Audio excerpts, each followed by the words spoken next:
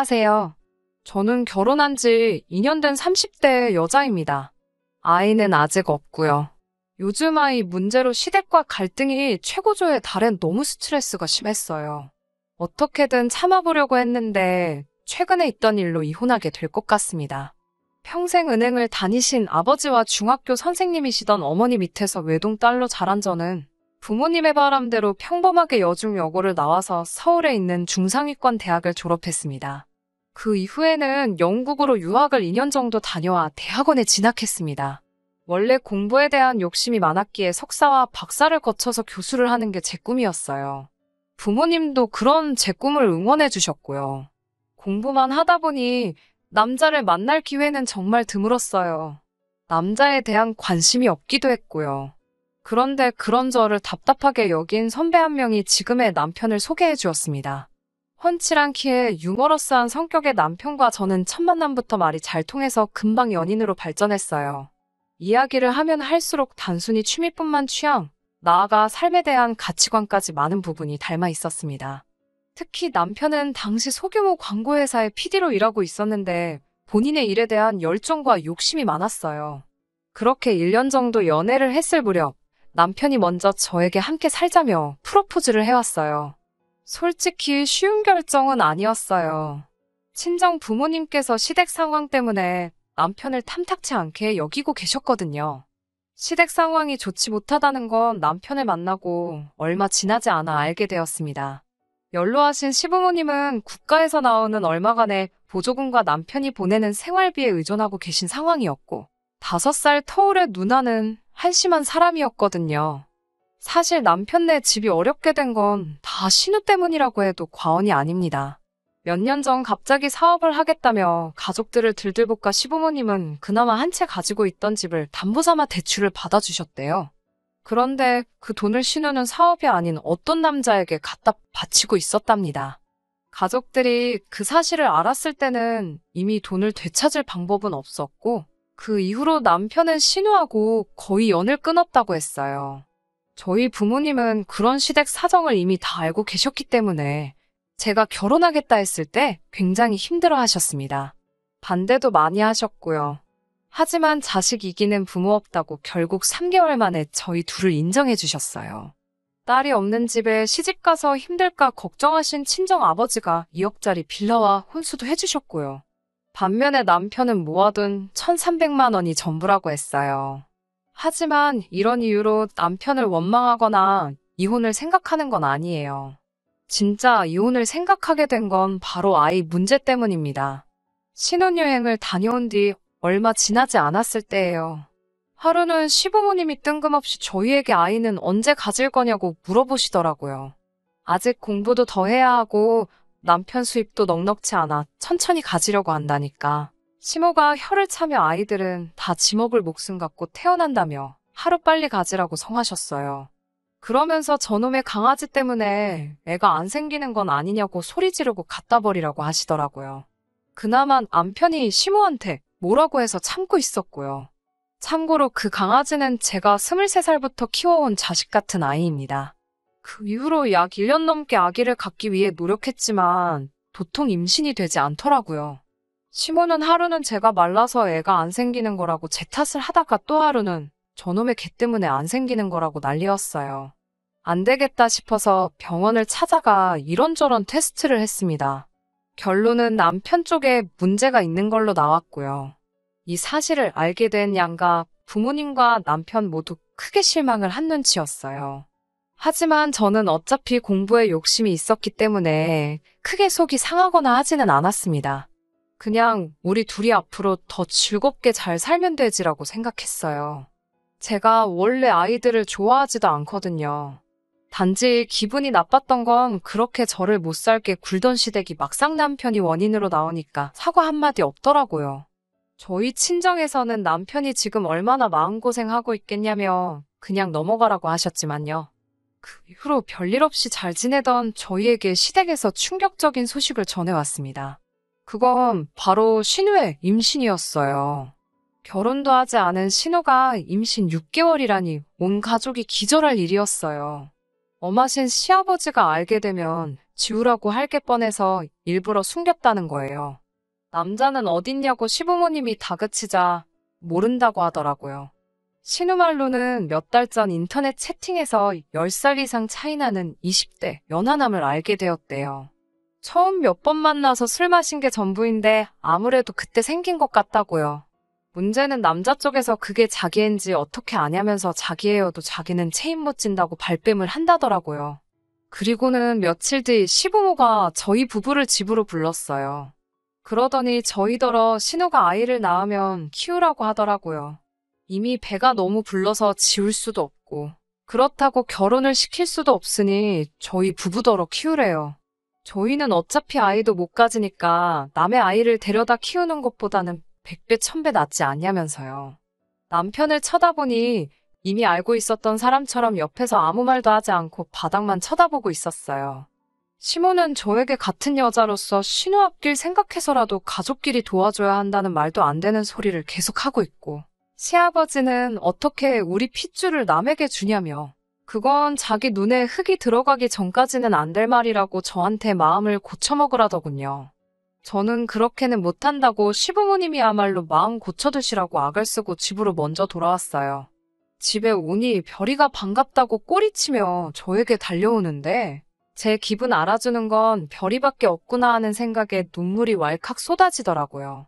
다음날 학교에 갔다 집에 오니 별이가 없었어요. 남편이 혹시 먼저 퇴근에 산책이라도 시키고 있나 싶어서 전화하니 남편은 아직 퇴근을 하지 않았고 회사에 있더라고요. 순간 쎄한 느낌이 들어서 별이가 집에 없는데 혹시 짐작 가는 거 있냐고 물었어요. 그러자 남편이 시모에게 전화가 왔었는데 지난번에 저희 집에 뭘 두고 간 것 같다며 비밀번호를 알려달라고 하도 난리를 치더래요. 그래서 자기가 알려줬다며 말끝을 흐리더라고요. 순간 온몸에 소름이 끼쳤어요. 빌라 사무실에 뛰어가 CCTV 확인을 요청하니 경찰 없이는 못 보여준다고 하더라고요. 그때 청소하던 아주머니가 어떤 나이든 여자분이 저희 강아지 안고 가는 걸 봤다고 하셨어요. 여기 빌라 단지가 크지 않고 제가 매일 별이를 산책시키다 보니 웬만한 사람들은 다 저희 강아지를 알거든요. 시모라는 걸 직감적으로 알 수 있었어요. 바로 남편에게 전화를 해서 니네 엄마가 우리 별이 데리고 나갔다고 빨리 전화해보라고 악을 썼어요. 그러자 남편도 상황의 심각성을 알았는지 기다려보라고 하더라고요.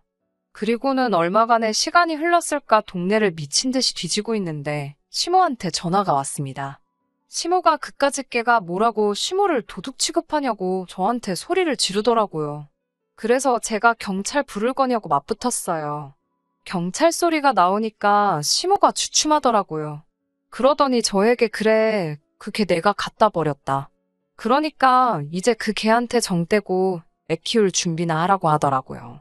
순간 이 여자가 미쳤나 싶더라고요. 제가 시모한테 우리 별이한테 무슨 일 생기면 그땐 다들 가만 안 둘 거라고 악을 썼어요. 그리고 남편한테 전화해서 니네 엄마가 우리 별이 갖다 버렸다고 말했더니 남편도 그럴 리가 있냐면서 지금 집으로 온다고 하더라고요. 어떻게 밤을 보낸 건지도 모를 만큼 정신 나간 사람처럼 동네만 이잡듯 뒤지다가 뜬 눈으로 밤을 새웠어요. 부엌에서 아침을 먹으며 출근 준비하는 남편을 보고 있는데 저게 사람인가 싶더라고요. 그래서 남편에게 우리 이혼하자고 했어요. 남편은 그게 무슨 똥딴지 같은 소리냐는 식으로 저를 쳐다보더군요. 저는 더 설명하기도 싫고 말 한마디도 섞기 싫어서 그냥 이혼하자 소리만 두세 번 더 반복하고 말았습니다. 그날 오후 시부모님이 집으로 왔어요.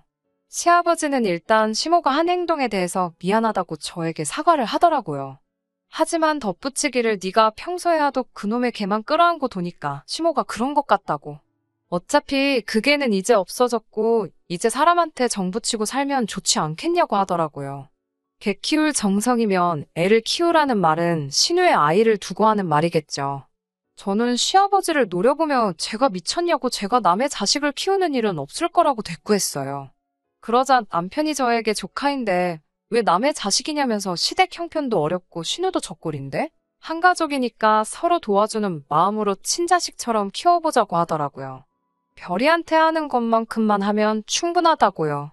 다 한통속이라는 생각에 정말 열받아서 그게 니들 핏줄이지 내 핏줄이냐며 핏대를 세우고 소리를 질렀어요.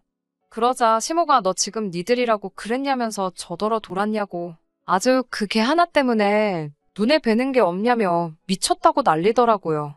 제가 그래 잘난 니들 가족끼리 실컷 키우라고 소리를 질렀더니 남편도 이제 자기 집 욕한다고 난리더군요.